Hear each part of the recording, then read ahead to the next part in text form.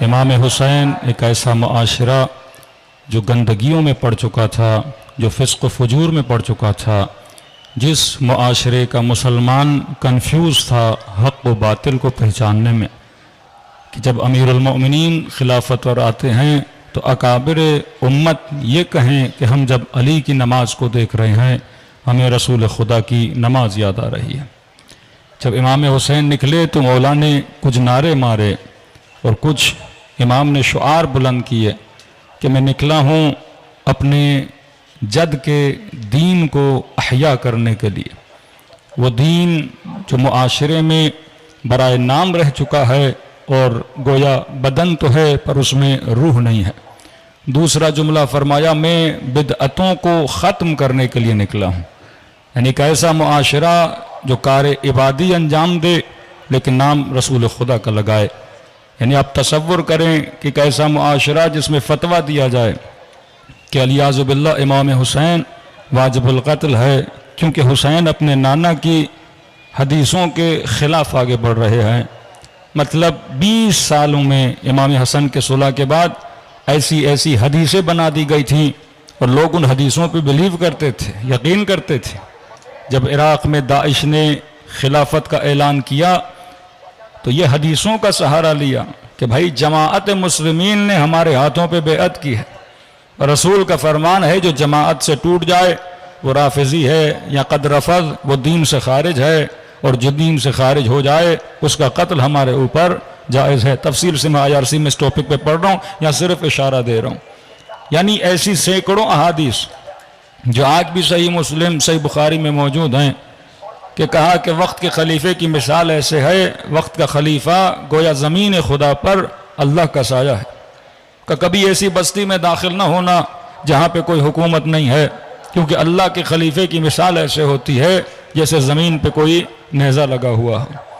اگر بیعت کر لے اور بیعت سے پیچھے ہٹ جائے تو فرمایا گلے کو کاٹ دینا، یہاں تک کہ وہ کوئی بھی ہو اس کا کوئی بھی مقام ہو۔ ایسی احادیث بنائی گئیں کہ جن کی وجہ سے لوگ خاموش رہتے تھے۔ ایک اسلامی معاشرہ، لیکن اسلامی معاشرے میں امر بالمعروف اور نہی عن المنکر پہ پابندی تھی کہ آپ حاکم کا فسق و فجور دیکھو، لیکن کا نبی نے فرمایا ہے کہ آپ اس حاکم پہ تنقید نہیں کر سکتے۔ اگر وہ آپ کو آپ کے دین سے نکال بھی رہا ہے پھر بھی فرمایا کہ اگر آپ نکل بھی جاؤ تو گناہ آپ کے سر پر نہیں ہے، اللہ کو کہنا خدایا تو نے کہا تھا کہ حاکم کچھ بھی کرے اس کے خلاف کوئی اقدام انجام نہ دینا۔ تو ایک طرف یہ حدیثوں کی بھرمار، دوسری طرف قیام امام حسین، کہ امام حسین نے اپنے کردار سے یہ بتایا کہ یہ جو کچھ تمہیں بتا رہے ہیں یہ میرے نانا کی نہ سنت ہے، نہ میرے نانا کا فرمان ہے، نہ یہ دین خدا ہے۔ وہ خدا جو بندوں کو عدالت کا حکم دے، وہ خدا جو بندوں کو نیکی کا حکم دے، کیسے ممکن ہے وہ کسی ایسے حاکم کو برداشت کر دے جو اسی خدا کی شریعت کو کیا کرے، پامال کرے۔ تو پورے عالم اسلام میں ایک عقیدہ بن چکا تھا کہ حاکم کیسا بھی ہو ہم نے تلوار نہیں اٹھانی، کیونکہ آپ دیکھتے ہیں تیسری خلافت میں، چوتھی خلافت میں، جنگہائے امام حسن میں، اس کے بعد آپ کو قیام نظر نہیں آتا۔ 20 سال میں کوئی بندہ نہیں اٹھتا، کیونکہ 20 سال میں اتنی پروڈکشن کی گئی احادیث کی کہ مسلمانوں کا یہ عقیدہ بن چکا، پورے بلاد اسلامی کا عقیدہ بن چکا کہ حاکم کیسا بھی ہو، فاسق ہو، فاجر ہو، یعنی شرعاً گناہ ہے اس کے خلاف بات کرنا یا قیام کرنا۔ اب جب عوام نے بات کرنا چھوڑ دی تو فساد عام ہو گیا۔ اب یہ معاشرہ یزید کو ایکسیپٹ کرنے کے لیے تیار ہے۔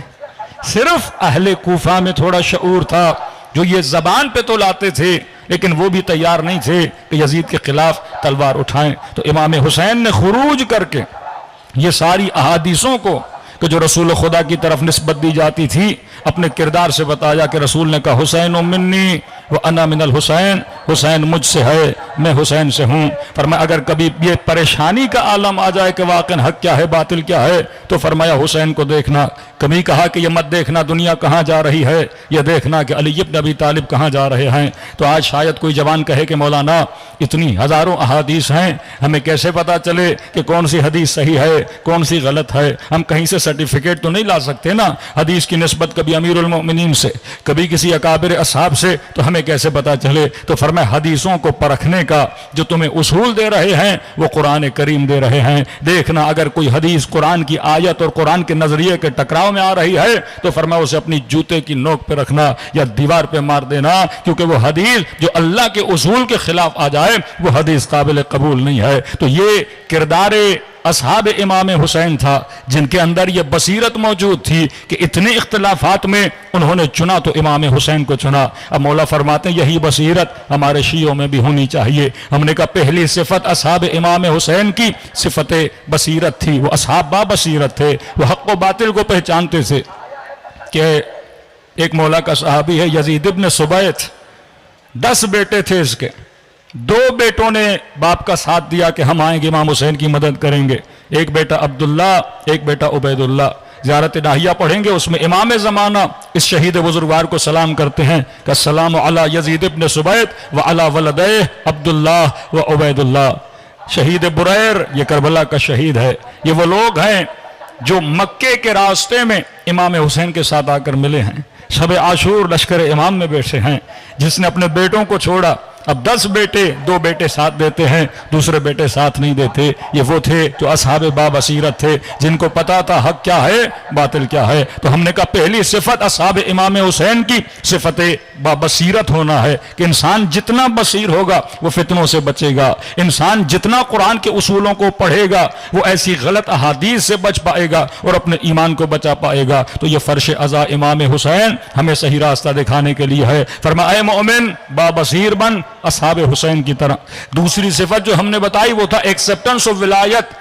جب تک علی کا چاہنے والا کمپلیٹلی ولایت کو ایکسپٹ نہیں کرتا، آپ کو یہاں مختلف اہل بیت کے ماننے والے ملیں گے، کوئی سیکولر ہوگا، کوئی لبرل ہوگا، کوئی 10 دن والا شیعہ ہوگا، کوئی 2 مہینے والا شیعہ ہوگا، کوئی صرف کالے کپڑے پہنے گا، اس کے بعد اس کا کردار، اس کی رفتار اہل بیت کے عمل سے نہیں ملے گی۔ تو فرمایا نہیں، اگر شیعہ بننا چاہتے ہو، اگر اس ولایت کے نیٹ ورک کا حصہ بننا چاہتے ہو تو ہمارے وجود میں کمپلیٹلی ایکسپٹنس آف ولایت ہونی چاہیے کہ واقعاً آج میرے مولا اگر مجھے کچھ بھی کہیں کیا میں کرنے کے لیے تیار ہوں، کیا میرے اندر اتنی سکت ہے، کیا میرے اندر اتنا حوصلہ ہے کہ اپنا سب کچھ اپنے امام پہ قربان کر سکوں۔ وہ کب ہوگا؟ جب چھوٹی چھوٹی باتوں پر یہ جمال عمل کرے گا، جب چھوٹی چھوٹی باتوں پر یہ نوجوان عمل کرے گا، نماز پہ پابندی کرے گا، یہ خاتون حجاب پہ پابندی کرے گی، یہ جوان اپنی نگاہوں کو حرام سے بچائے گا، اپنے قدم کو کبھی ایسی جگہ پہ جانے نہ دے گا جس سے اس کا امام وقت کیا ہو جائے، ناراض ہو جائے۔ تو فرمایا جب تک کمپلیٹلی ایکسپٹنس آف ولایت نہیں آتی، شہداء کربلا پوری رات انتظار میں ہیں۔ جناب قاسم کی والدہ گرامی، اب دنیا کی مائیں تو بچوں کے لیے جاگتی ہیں کہ بچہ بچ جائے، میں دنیا سے جاؤں تو چلی جاؤں۔